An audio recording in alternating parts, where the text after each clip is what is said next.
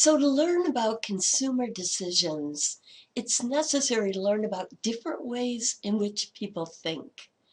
The problem-solving mode that we looked at, that really high effort and involvement, is where we engage in the most what is called central processing, systematic, careful processing, deliberate, effortful, rational, systematic thinking, right? Central processing. And examples of central cues would be really product relevant things such as attributes of the product, ratings of the product and the company, customer service record of the company, etc. Some are central product relevant cues. The term for less effortful thinking is peripheral processing. So peripheral cues are more superficial ones, such as very simple heuristics. I'm going to buy this because it's what I always bought before. Certainly not the idea that you want to put a lot of thought into that, right? Quite the opposite. That would be an example of a simple heuristic. Also, simple associations would be an example of a peripheral cue. Even the attractiveness of a model or a product associated with or a model or a packaging color that's associated with the product. Hey, I'm going to buy that because I think it has a really nice color in the packaging. So when we talk about peripheral cues, we're talking about more superficial ones based on less effort. Okay, we're going to come back to this, what is called dual processing models of thought, and go into much more depth later in this class. But the important thing to remember now is that people can process information in two very different ways. Okay. Now we're going to look at some different types of consumer involvement. So there are three different categories of product or consumer involvement, and the first one is product involvement, so the level of interest in the product. Okay. The second one is message involvement, and that is the level of attention being paid to the message, being drawn to that message. And then finally, the situational involvement, the level of involvement in the buying situation. Okay. We're going to look at a number of factors now that can influence these. And we're going to start with this first one, product involvement. Product involvement tends to increase with perceived risk. In other words, if you perceive a risk with buying that product, of course, you're going to think about it more carefully. You're going to care more, right, about it. So starting with this idea, the first one is product involvement increases with perceived risk. The higher the perceived risk of buying or not buying the product, the more that you tend to care about the product decision. And it makes perfect sense, right? But what kinds of risks? We're going to look at a number of them here, starting with these two. So monetary risk. It may or may not end up being worth the money. Okay, so high ticket items get the most consideration, and they're the most sensitive usually to this idea of monetary risk.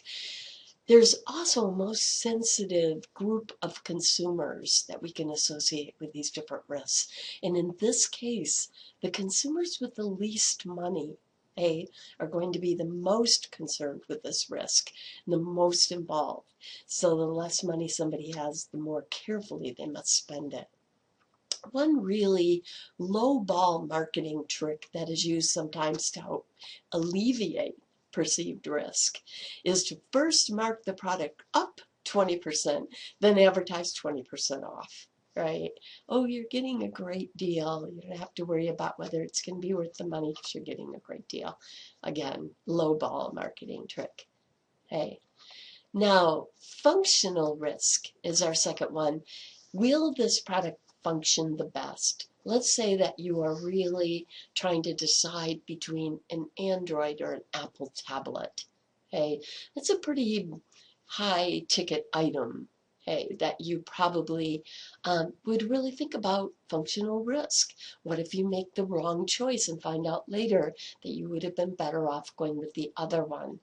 Hey, the consumers who are the most sensitive here are called practical consumers. Practical consumers. This one can be used as a marketing tool or a trick. Let me give you an example. As a tool, they could help alleviate functional risk by telling people that, giving them this return period with no questions asked, 100% refund, right? But it also can be used as a trick. So sometimes companies will offer an unreasonably priced extended warranty. The extended warranty can help alleviate that risk, but when it's unreasonably priced, it creates a new monetary risk, right? That consumers oftentimes are not aware of. All right, let's add some more risks here because there are three more that are really interesting. Physical risk. Buying or not buying this product could affect your health or your vitality. So some examples of products that might fall into this category would be drugs. What is the risk of not buying the drug? What is the risk of side effects if you do buy the drug? Motorcycles because of the safety factor. Okay? Foods because of safety and health, right? The people, the consumer groups, plural here, who are the most sensitive to physical risk. We all are, but it tends to be, for most by far, the elderly and people who are really health conscious, those two groups. Okay. Now, psychological risk and social risk are a little difficult to tease apart.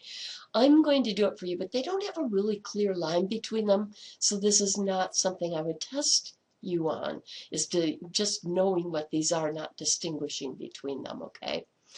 Psychological risk involves the possible harm to your self-image, okay? So let's say that you were considering investing in a stock that was really great yielding, had a great record, but it's oil. And let's say that you consider yourself to be environmentally friendly. Now you've got this kind of juxtaposition here to deal with, right? People who are the most sensitive to psychological risk are those who are the most insecure and the most sensitive. Okay, so the more secure that somebody is in their self-image, the less likely they are to be concerned about that. But a lot of people, this is a factor. And then social risk is embarrassment with your reference group. So the group that you truly belong to, that you want to belong to, that you feel, that you're a part of. Different products, different companies, different products have different status, like clothes or houses that we live in, neighborhoods we live in, cars that we drive. So neighborhoods we buy property in, automobiles that we drive. Hey, and so the social risk would be buying something that is not connecting you with your reference group. Okay. So a number of different factors here that are involving this idea of product involvement.